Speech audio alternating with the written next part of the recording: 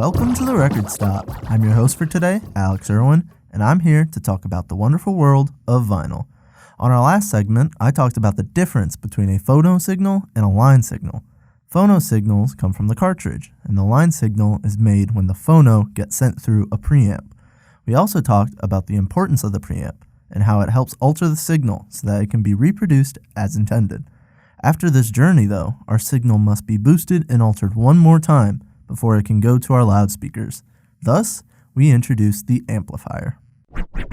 Now, before we talk about the amplifier, I must preface this by saying the amplifier is one of the most important components of your entire audio setup. It is the brains and the mind of the operation, and it has the most effect on your sound. If you want to invest some serious cash into your audiophile setup, I recommend looking at your amplifier. Now, what is an amplifier? In basic terms, it works similarly to the preamp we discussed last segment. It receives a weak electrical signal and enlarges or amplifies it to a desirable level. In terms of a power amplifier, which is what we are discussing today, the signal gets enlarged enough to power a loudspeaker. Many quality amplifiers can do much more than just enlarging a signal.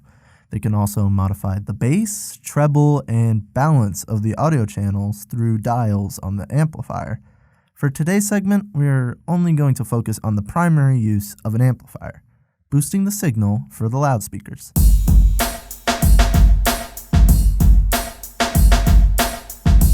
The amplifier has three basic connections: an input for the audio signal to enter, an output for the audio signal to go to the loudspeakers, and a 110-volt power line from your wall socket. This power is then sent into the power supply of the amplifier, converting the electricity from alternating current, AC, to direct current, DC. The difference between these two is that in AC, electrons flow in both directions. In DC, the electrons flow in one direction. DC is needed to power the transistor in your amplifier. This is the part that is responsible for boosting your audio signal.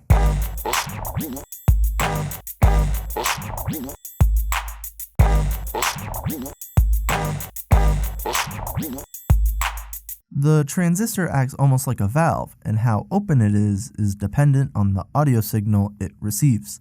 The input signal it receives lowers its resistance, allowing current to flow into the circuits of the machine. The amount of current let into the system depends on the signal affecting the transistor. For example, if a large signal, such as one replicating a train stopping, the transistor will lower more of its resistance. This allows for more current to enter the system, resulting in a greater amplification of the signal. On the flip side, if a signal replicating a mouse scurry hits the transistor, its low signal isn't going to open the transistor nearly as much, resulting in low amplification. That's why not all sounds that come out of the amp have the same loudness.